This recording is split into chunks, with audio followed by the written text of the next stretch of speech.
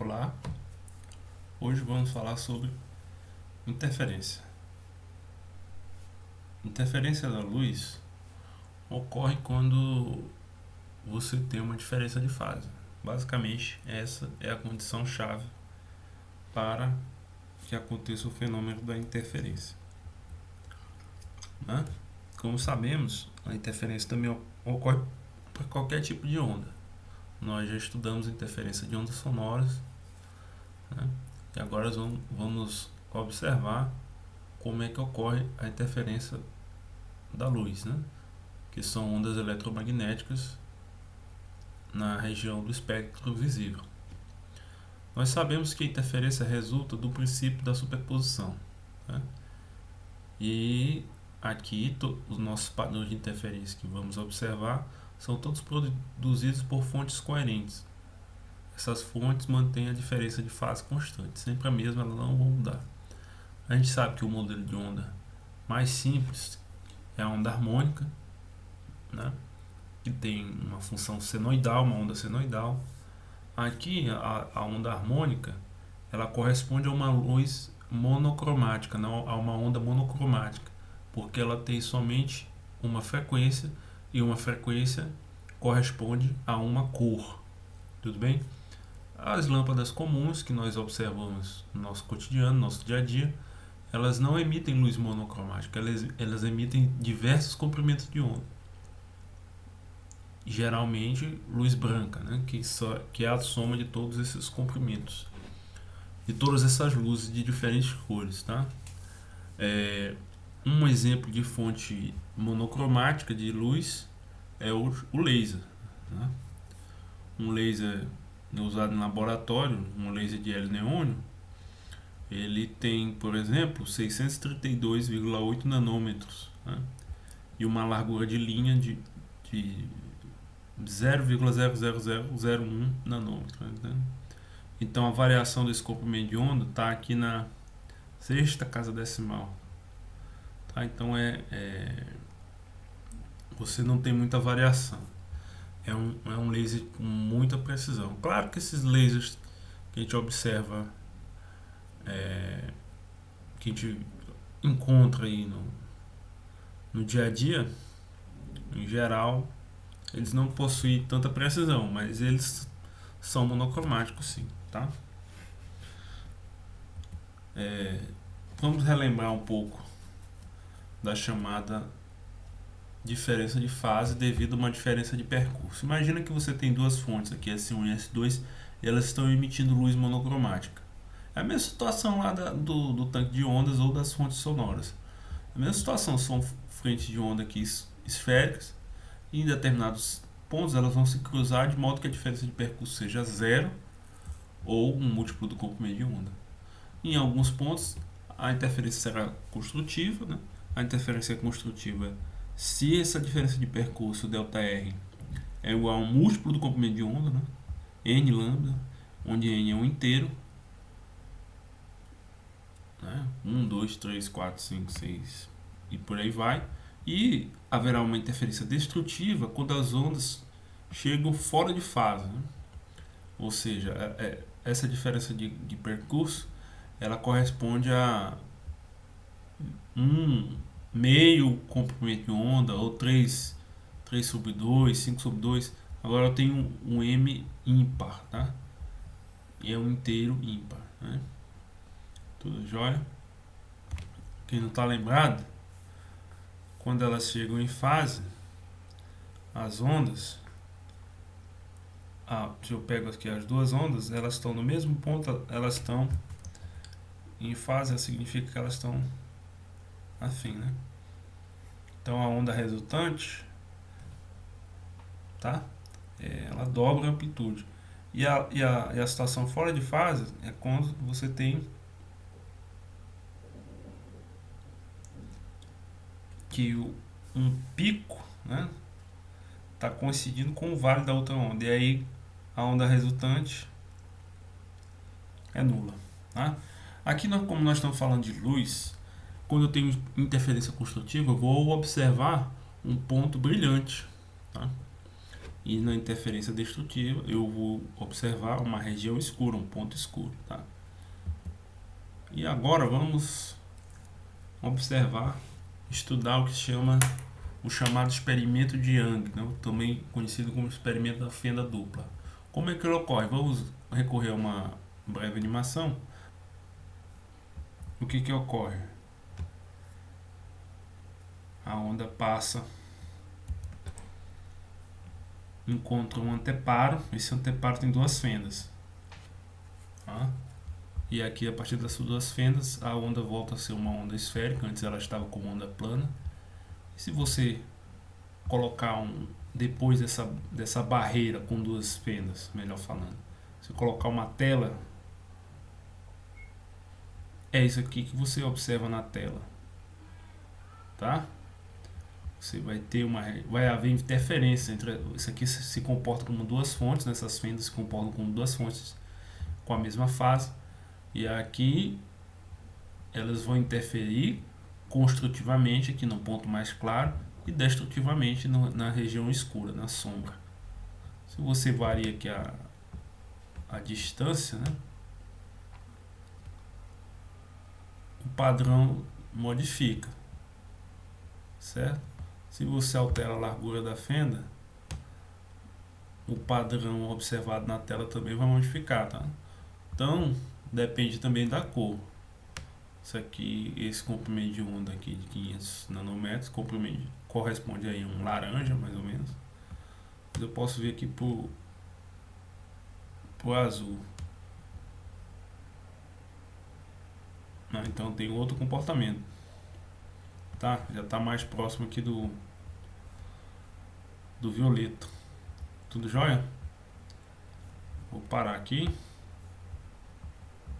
Vamos voltar, certo? Então, com esse experimento foi determinante para provar que a luz é uma onda, né? A luz é uma onda. Ainda existia alguma dúvida na comunidade se a luz era onda ou se ela era feita de partículas. Com essa observação dessa figura de interferência, se comprovou que é uma onda, porque isso só ocorre em situações ondulatórias, tá? Isso aqui, se fosse composto de partículas, você não conseguiria observar esse tipo de padrão. Você iria observar somente duas regiões de claridade, tá? Uma alinhada à primeira fenda e outra alinhada à segunda. Mas não foi isso que ocorreu.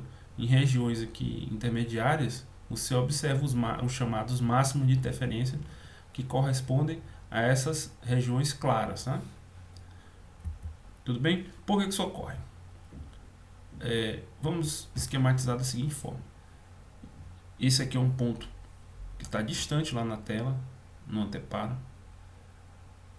E esse ponto aqui, P, ele está a uma distância, digamos, R1 da fonte S1. E está a uma distância R2 da fonte S2. A fonte são justamente as fendas. As fendas, vamos dar um zoom aqui na figura, elas estão separadas por uma distância D. Aí, você olha o seguinte, qual é a diferença de percurso? É bem pequena, né? Porque esse raio aqui de cima é o mesmo de baixo. Tá? Vamos considerar que essa distância é tão grande que esses raios são praticamente paralelos, tá? Tá bom? Essa é a aproximação que a gente faz. Então, a diferença está nessa região. Está nessa região aqui, ó. Tá? Porque se você observar, você teria um triângulo da seguinte maneira. Esse aqui é o ângulo θ, né? Certo? E se eu chamar isso aqui de, sei lá, de x, esse pedacinho aqui de x, qual é o seno de θ? É o cateto oposto sobre a hipotenusa, d. Então, x é d seno de θ. Esse pedacinho aqui, esse x, é justamente a diferença de percurso entre os dois raios. E como nós vimos antes, essa diferença de percurso é que determina, né, se vai haver uma interferência construtiva ou destrutiva. Então vamos pegar aqui a diferença de percurso, que é D seno, né, D é a distância entre as duas fendas.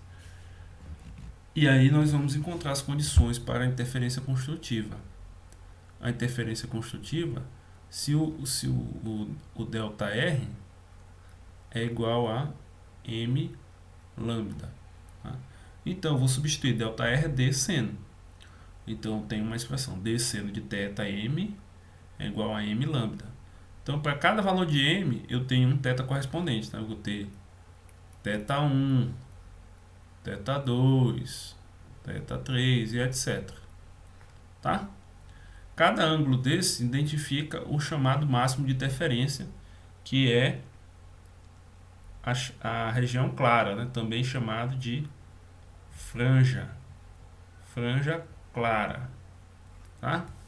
E a interferência destrutiva, a condição é diferente, né? Você tem aqui o mesmo ΔR, né? descendo.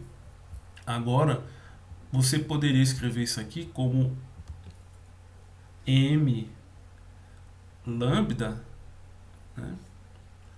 M lambda, mas M teria que ser ímpar. Uma forma de burlar essa questão de M ser ímpar é você escrever dessa forma. Porque, por exemplo, para M igual a 0, M, então ficaria 0 mais 1, né? Que é igual a meio lambda. Para M igual a 1, ficaria 1 mais 1 sobre 2 e dá 3 sobre 2 lambda. Para M igual a 2, ficaria, já fazendo direto, 5, 2 lambda. Então essa condição que nós observamos aqui está satisfeita, tá? De você ter sempre lambda sobre 2 e aqui um número ímpar, tá? É só uma outra forma de escrever a mesma situação, tá? A condição não muda, eu só utilizei um artifício matemático para escrever aqui que M pode ser igual a 0, 1, 2, tá? E não me prender aquela questão de M estar sempre par. Então, é uma outra maneira de escrever, mas a posição do ângulo permanece a mesma, tá? O mínimo, o ângulo de mínimo é sempre dado por essa expressão. O mínimo é a franja escura, a região escura, onde a interferência é destrutiva. Ora, uma coisa que você pode fazer é encontrar a altura desse máximo, né? Utilizando a aproximação de pequenos ângulos. Como assim? Eu sei pela primeira expressão que o ângulo e o seno de θ, né?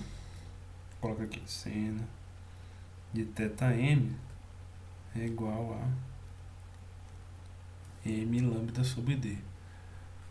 Essa aproximação aqui vai dizer que θm é aproximadamente igual ao seu seno, tá? E que θm é aproximadamente igual a tangente desse ângulo. Ora, observando a figura aqui, ó, quem é a altura a altura y desse mínimo? Aqui é a distância L, né?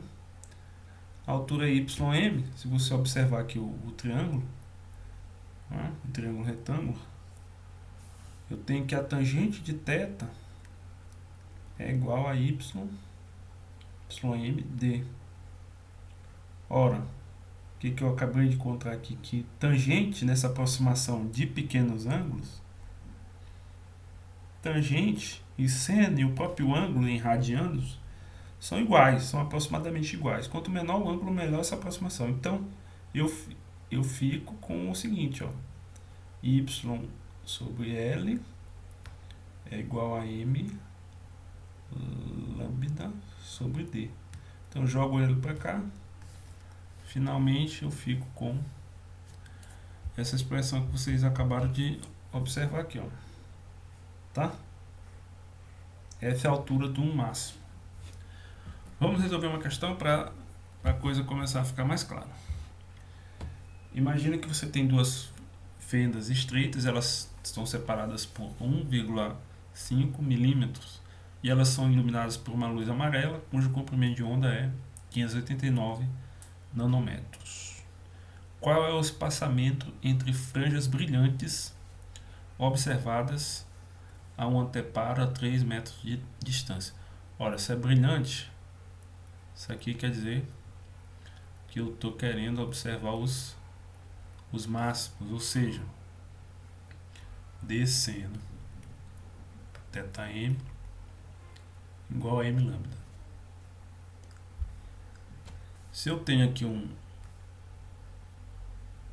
uma figura tal, que aqui eu tenho uma franja brilhante, vamos botar amarelo aqui, outra franja brilhante, outra franja brilhante, e eu quero saber qual é o espaçamento entre elas. Então, qual é o ΔY? Então, quem é ΔY? Ó, ΔY é ym mais 1 menos ym. Ou seja, ΔY, nós podemos pegar a expressão anterior, tá? Ficaria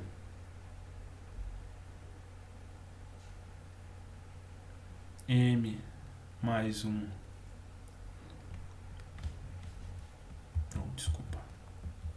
lambda L sobre D menos m lambda L sobre D.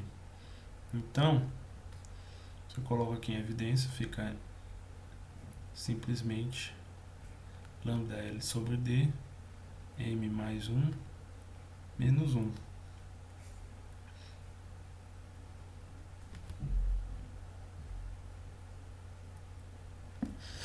Então, você substitui os valores, fica aqui 589, 10 a menos 9, L é uma distância de 3 metros, e a distância entre as fendas é de 1,5, 10 a menos 3.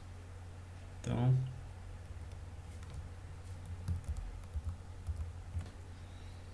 isso aqui resulta em 1,18, 10 a menos 3 metros. Ou simplesmente esse espaçamento entre as franjas é de 1,18 milímetros. Como a gente viu lá na simulação, perceba que esse espaçamento ele vai depender de quem? Do comprimento de onda, proporcionalmente depende do comprimento de onda, da distância até a tela e da distância entre as fendas, tá? Então, são esses fatores aqui que vão dizer o quanto que essas franjas vão estar próximas umas das outras. Tudo bem? Então, visualmente, a figura ficaria melhor aqui, ó. Aqui uma região clara, outra região clara, outra região clara, e entre elas regiões escuras, né? Tudo bem? Próximo exemplo. Duas fendas estreitas são iluminadas por uma luz monocromática.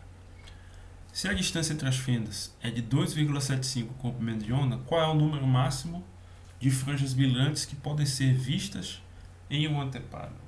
Número máximo, né? Você percebeu lá na simulação que o número de máximo não é infinito, né? Tem um número finito de máximos. Por que isso ocorre? Vamos tentar esclarecer. Então o que ele está me dizendo?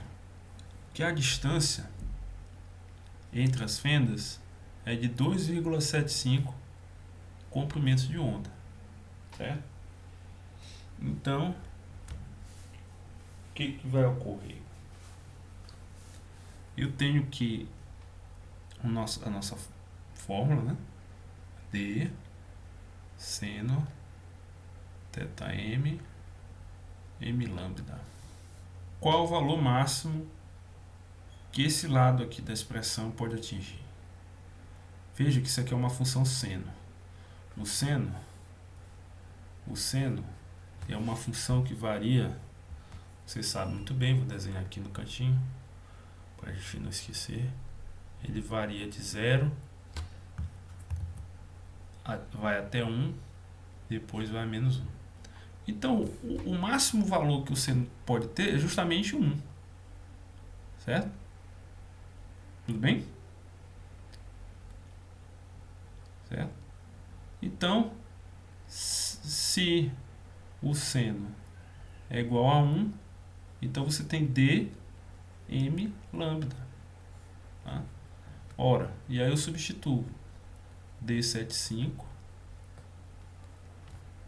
igual 275, né, lambda, igual a m lambda.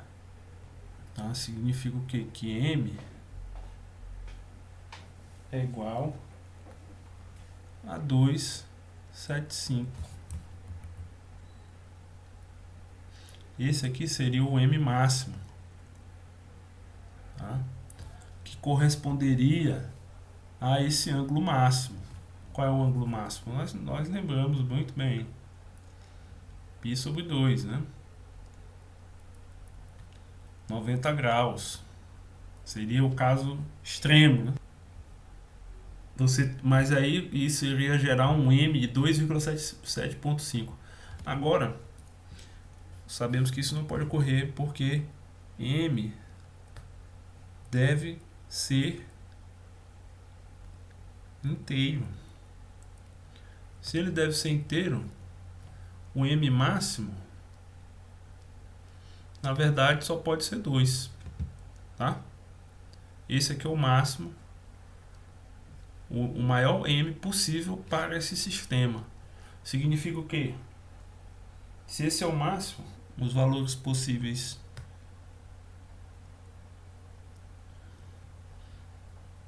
de M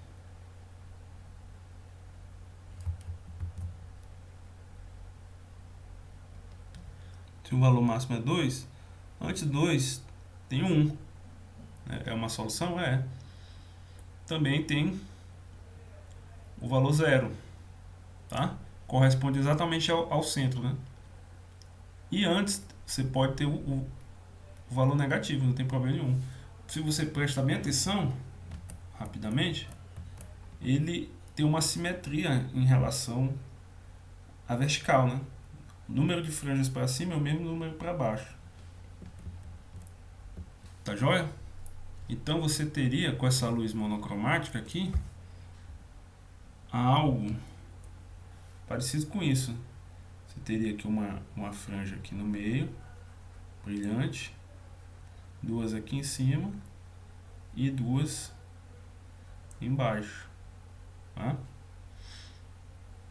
Certinho? Então cada valor desse corresponde a um ângulo e consequentemente a um seno. Tá? Eu usei essa questão do seno ser igual a 1, que corresponde a um ângulo de 90 graus, só para tomar um caso limite. Mas esse caso limite, na verdade, ele não ocorre, né? Porque ele gera um número que não é inteiro.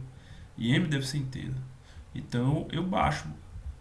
Vejo qual o número inteiro, o maior número inteiro possível, próximo de 275. Então, esse número é 2. Tá bom?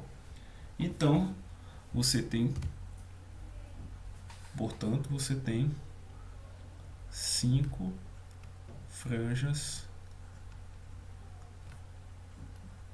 brilhantes, que foi aquilo que foi perguntado aqui. Quantas franjas brilhantes podem ser vistas em um anteparo?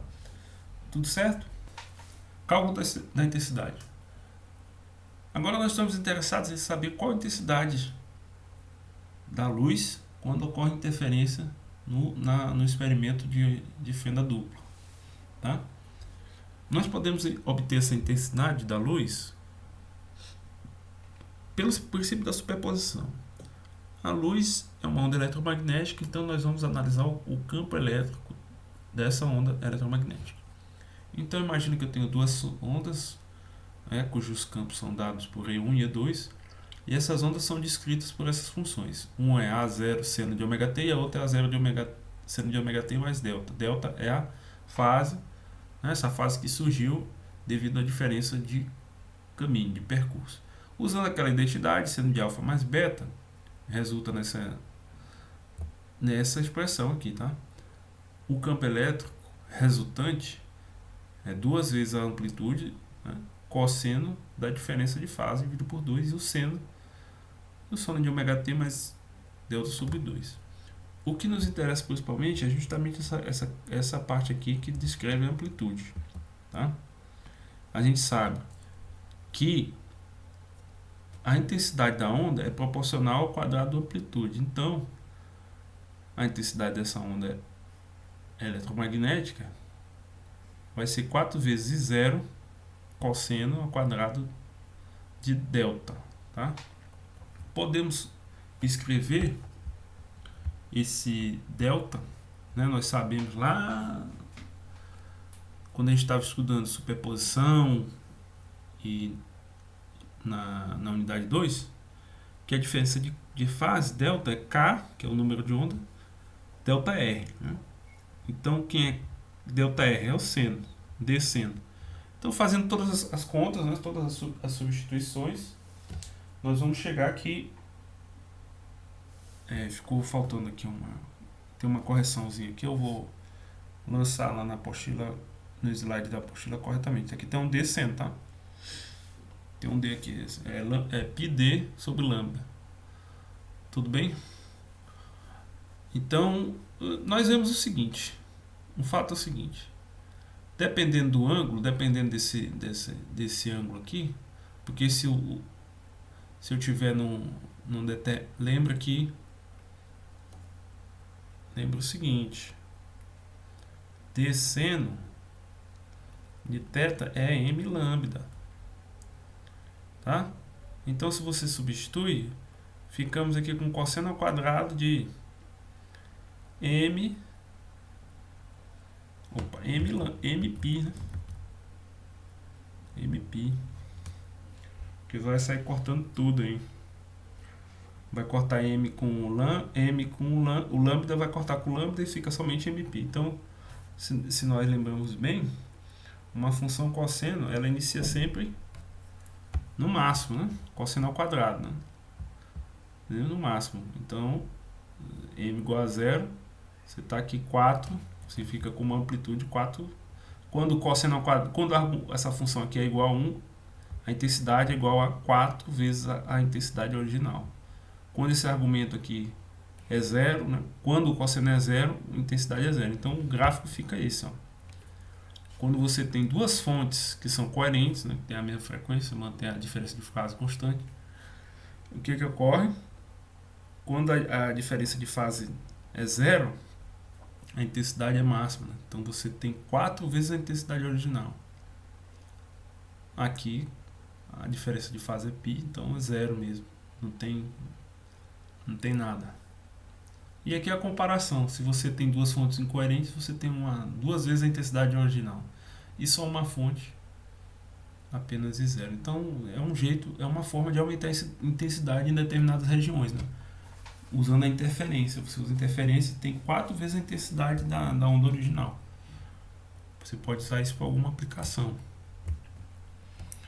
Agora vamos falar sobre a mudança de fase devido à reflexão. Quando uma onda reflete, ela está num determinado meio e atinge uma interface, né? Como assim interface? Olha, eu estou aqui no meio A e vim passar para o meio B, eu vou ter uma parte que vai ser refletida e uma parte que vai ser transmitida, tá? Então, sabendo disso, A parte que é refletida, ela sofre uma mudança na sua fase de 180 se a onda transmitida viaja com uma velocidade menor do que as ondas incidente e refletida, tá? Então essa parte que passou, a onda que passou, se ela viajar com onda menor, com velocidade menor, a mudança na reflexão é de 180 graus. Tá? E no caso contrário, no caso contrário, a onda refletida não sofre mudança de fase, mas isso só ocorre se a onda transmitida viaja com velocidade maior do que a onda incidente e a onda refletida. Ora, a gente sabe que a velocidade da luz no meio depende do índice de refração. Então, né, você escrevendo isso em termos do coeficiente de refração, do índice de refração, melhor dizendo, né, você sabe que esse índice é igual a N é C sobre V, eles são inversamente, né? São inversamente proporcionais, a velocidade e o índice. O índice é a velocidade. Então, o que você vai notar? Que quando a reflexão ocorre em um meio cujo N é menor, se N é menor, a velocidade é maior, a onda não muda de fase. Tá? Zero. Mas se a reflexão ocorre no N cujo o índice é maior do que o meio anterior, a mudança é de meio grau. Certo? Então, seria isso aqui, ó.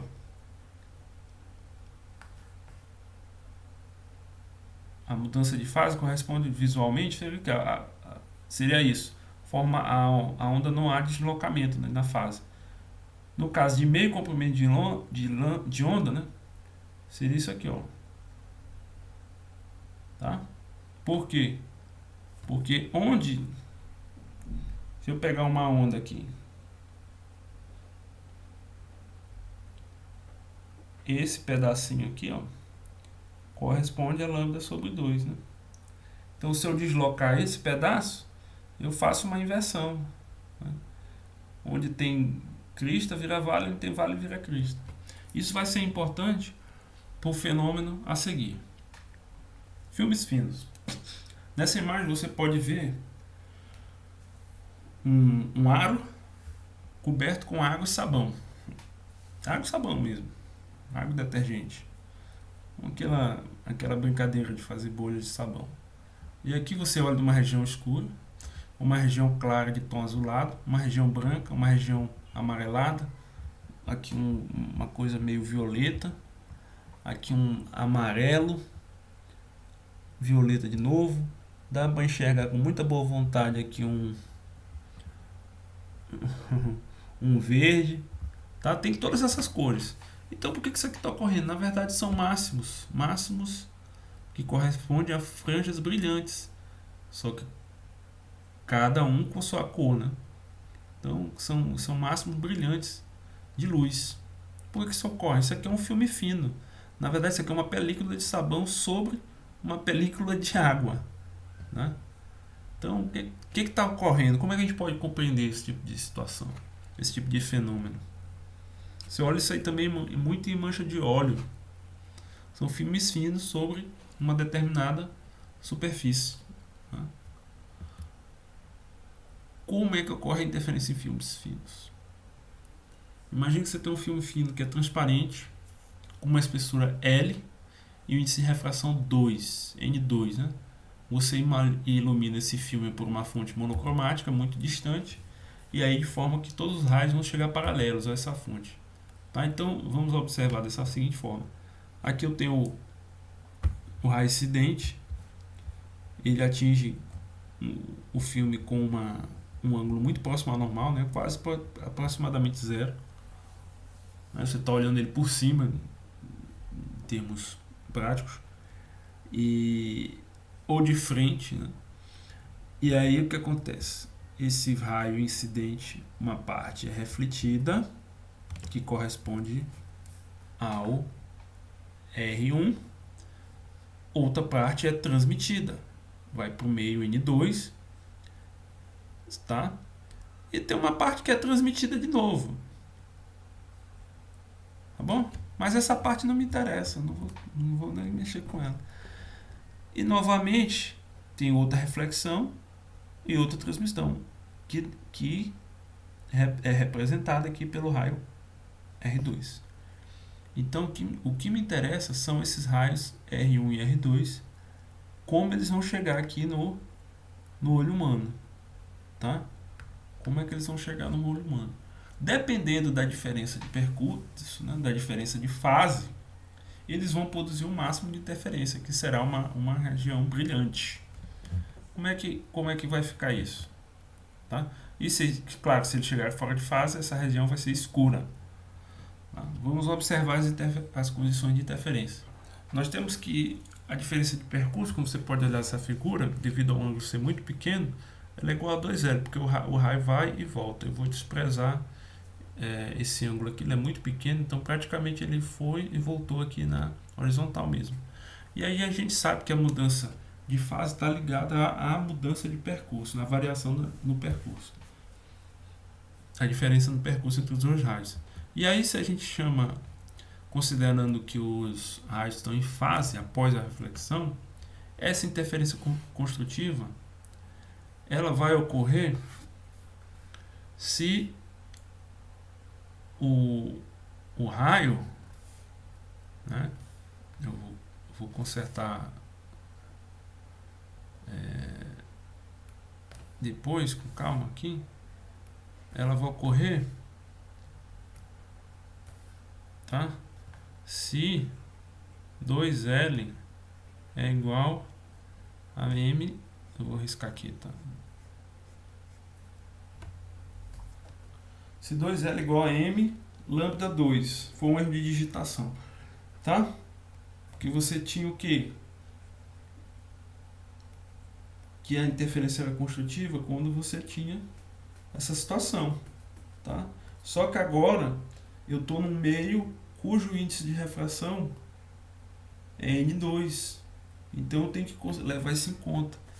Por isso que eu tenho que escrever a diferença de percurso, que é 2L, M, lambda 2. Mas o que é lambda 2? É lambda sobre N2, tá? Que é o comprimento de onda. A gente sabe que quando a luz muda de material, ela entra em outro material, ela muda o seu comprimento de onda, mas mantém a mesma frequência. Então, as condições para os máximos de interferência são 2L, N2 igual a M, lambda. E os mínimos, né, como a gente viu, são quando as ondas estão fazendo interferência destrutiva, eles ficam 2Ln2, M1, M mais 1 sobre 2 lambda, tá?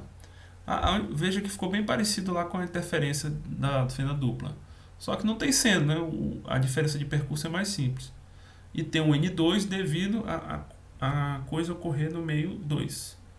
Agora, se as ondas estão fora de fase, significa o quê?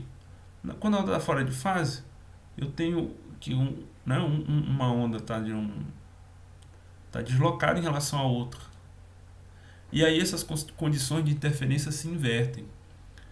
Onde era mínimo será máximo, onde era máximo será mínimo. Tá? Você vai ter invertido, né? Quando os raios refletidos estão fora de fase, a condição de mínimo inverte com relação aos raios quando estão em fase, né? Então as fórmulas são as mesmas, o que muda realmente é a condição. A condição de interferência vai depender se os raios estão fora de fase ou em fase. Vamos resolver um problema para que isso fique um pouco mais claro. Tá? Imagina que você tem uma das superfícies de um vidro é revestida com um filme fino de fluoreto de magnésio para reduzir a reflexão da luz. Então você tem aqui uma superfície e aí o índice de refração do vidro é esse aqui, 1.5. Qual é a menor espessura desse revestimento que é capaz de eliminar, por interferência do ponto central, o espectro da luz visível. Os reflexos, eu quero eliminar os reflexos, né? Como é que eu vou fazer isso?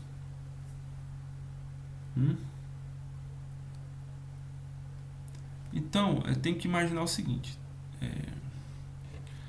Deixa eu refazer o desenho.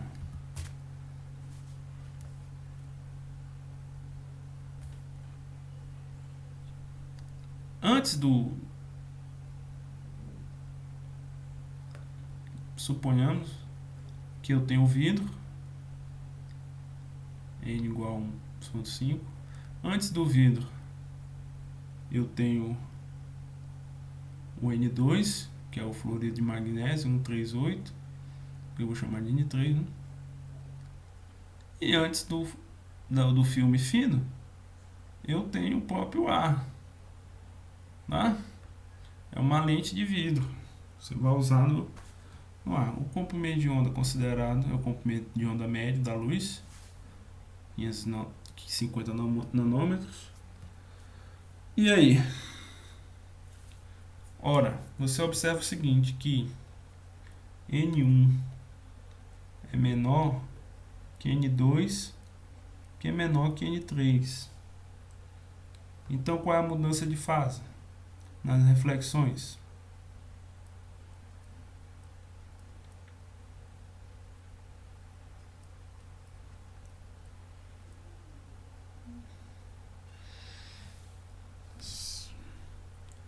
Vamos analisar o seguinte, qual é... Eu tenho dois raios, né? Tenho o raio R1 e eu tenho o raio R2. O raio R1, ele vai ter que passar aqui por cima, né? Ele vem e reflete aqui, ó, na primeira. E o raio R2 reflete na segunda interface. R1 refletiu num meio cujo índice é maior. Então, a mudança de fase é 0,5, né, ou meio comprimento de onda. A mesma coisa para o raio R2. Ele refletiu num lugar cujo índice é maior. Então, aqui a mudança de fase também é 0,5. Ora, sendo assim, qual será a mudança, a diferença de fase entre os dois raios? 0. Tudo bem? Não tem diferença nenhuma entre as fases, porque os dois sofreram, os raios estão em fase, os dois mudaram iguais, tiveram a mesma mudança de fase, meio comprimento de onda. Portanto, qual é a condição do mínimo? Eu quero saber a condição do mínimo porque eu quero eliminar os reflexos, né? Senão, se eu não tivesse um mínimo aqui né, na superfície do filme fino, eu teria um ponto brilhante. Eu quero um ponto escuro, um ponto que não apareça luz. Então a condição de mínimo é 2L N2 M mais 1 sobre 2 lambda. Então, eu tenho todos esses dados, eu quero saber justamente qual deve ser a espessura desse filme para que isso ocorra. Então, eu tenho que colocar aqui, ó. Vou manipular.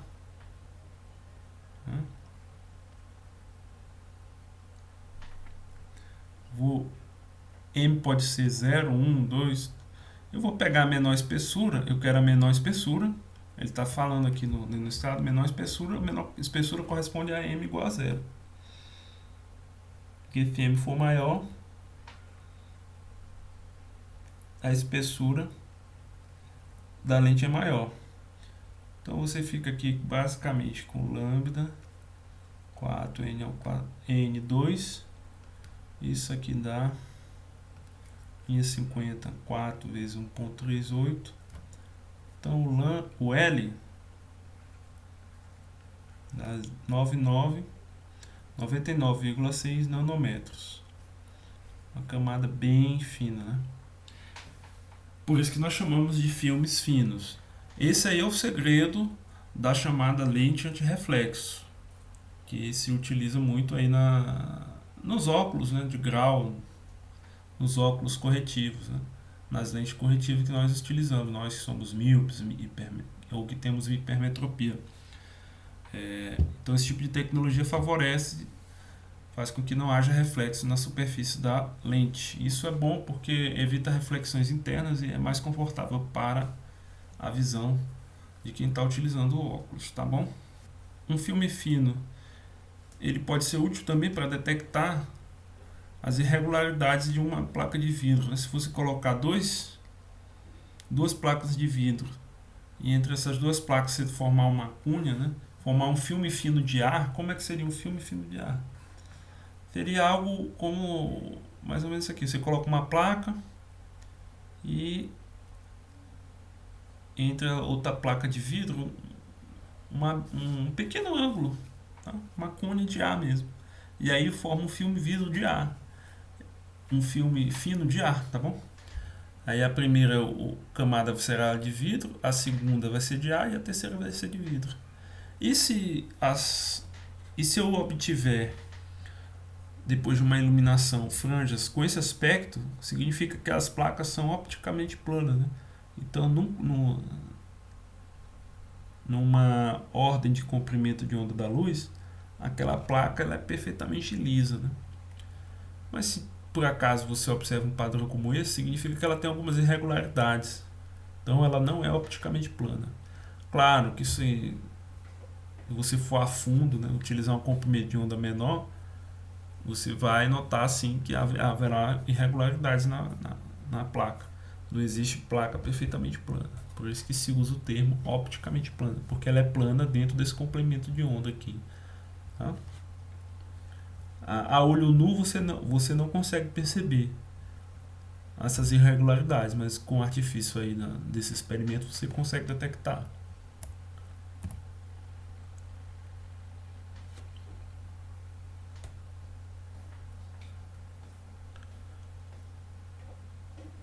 Para finalizar, nós vamos tratar da difração. A difração ela é um pouquinho diferente da interferência de fenda dupla. Qual é a diferença fundamental? Você tem uma onda plana, ela chega aqui num obstáculo com apenas uma fenda. Essa fenda é pequena, tá? Ela deve ser comparável ao comprimento de onda. Quanto menor for a fenda, mais difratada a onda fica, né? Fica mais evidente, digamos, o caráter da difração, porque você tem uma onda mais esférica, né? Com uma curvatura mais acentuada. Se a abertura é grande, ela já rapidamente ela vai se tornar uma onda plana de novo. Então a difração ela ocorre com somente uma fenda, tá? E aí o que você observa? Você observa esse tipo de padrão de interferência no experimento. Por que isso ocorre? Porque eu considero que uma onda que chega aqui, você pode, como esse espaço aqui é grande, você tem vários raios, né? E por exemplo, eu vou pegar um raio R1 que sai desse ponto aqui de cima e um raio R2 que sai do eixo central, e os dois raios chegam em P1. Eles vão, dependendo das condições, né, do ângulo, etc., a diferença de percurso é a mesma coisa. Esse ponto aqui pode ser um mínimo, tá? E quando ele é mínimo, ele é escuro. Outra diferença, na difração nós só localizamos os mínimos, porque o máximo central ele é mais largo, tá? Então a equação ela só encontra a posição dos mínimos, e claro, entre os mínimos ao máximo. Esse eu chamo de máximo central. Então eu divido aqui imaginariamente a fenda por 2, né? Então eu tenho um triângulo aqui com lado A2, tá? Então, observando esses dois raios aqui em detalhe, eu vou considerar que os raios, a fonte está muito distante do anteparo e esses raios estão paralelos, tá? Eles para chegarem fora de fase e constituírem e fazer uma interferência destrutiva, nós vamos analisar o seguinte: qual será a condição? Eu tenho que esse lado aqui é um A sobre 2. E esse pedacinho aqui eu vou chamar de B. Né? E é o mesmo raciocínio lá da fenda dupla. Tá? É o mesmo raciocínio. Né? Você olha esse triângulo em detalhe e vê que o seno de θ é B sobre A sobre 2. Então quem é B? A sobre 2 seno de θ. Né? Então essa é a diferença de caminho óptico, chamar o famoso ΔR. Então a condição do primeiro mínimo vai ser, ora, a condição de mínimo é aqui, ΔR igual a M mais 1 sobre 2 lambda. Então A sobre 2 seno é igual a 1 sobre 2 lambda. Corta, corta. Então o primeiro mínimo ele é simplesmente dado por A seno igual a lambda. Quando essa condição é satisfeita, você encontra o primeiro mínimo de difração. Tá bom? Esse raciocínio é válido para qualquer par de raios. Tá? Aí, como é que você encontra a segunda franja? Você vai raciocinar de modo bem semelhante, só que agora você vai imaginar que são 4 raios. Né? E todos esses raios vão se cancelar no ponto P2, que é o ponto do segundo mínimo. Aí o mesmo esquema, você divide agora a franja em 4 pedaços, né? Então cada triângulozinho aqui vai ter A sobre 4. Então você vê a diferença entre os raios, né? A diferença de percurso entre os raios R1 e R2 é a mesma aqui, ó, do raio R2, R3 e R4. E aí, fazendo as considerações corretas, nós vamos chegar nessa situação aqui. A4 seno igual a lambda sobre 2. Ora, isso implica, né, o quê? Que você pode fazer isso aí indefinidamente, né? Dividir essa fenda em num número cada vez maior de regiões. Né? E aí, no final das contas, você pode encontrar uma expressão geral para os mínimos. A seno de θm, M é um número inteiro, é igual a M lambda. Tá bom? Essa é a equação da difração. Tá? Certinho? E aí vamos resolver um exemplo para finalizar logo tudo e entender essa questão da difração, tá? Que ocorre somente quando há uma fenda e essa fenda é da largura do comprimento ou tem uma largura próxima ao comprimento de onda.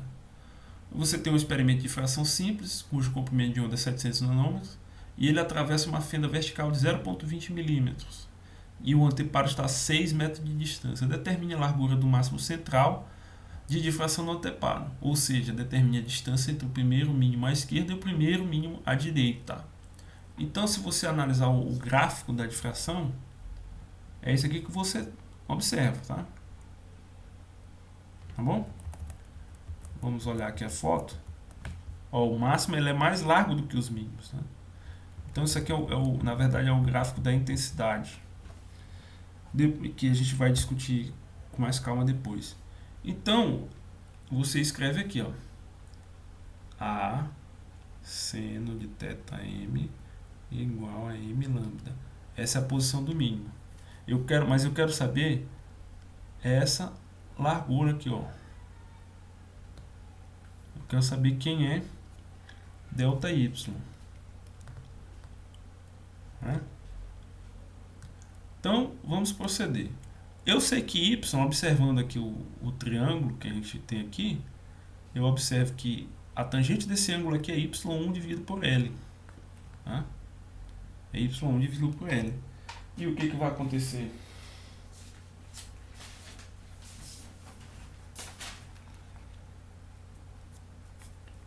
Então, como eu quero saber o primeiro mínimo, então eu vou ficar A seno de θ1 igual a 1 que multiplica a lambda. Então, o seno de θ1 é lambda sobre A. Ou seja, substituindo, né, o seno de θ1, 3,5, 10 a menos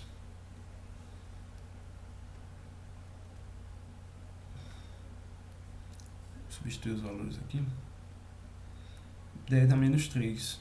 Ora, esse valor aqui é muito pequeno. Então essa aproximação aqui é válida. Ó. O θ é aproximadamente ao seno de θ, que é aproximadamente igual à tangente de θ. Tá bom?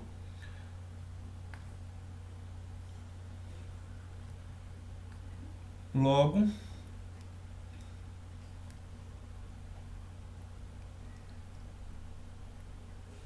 YL é igual a 3,5. Então, Y é igual a 3,5 vezes 6. Tá? Ou seja, Y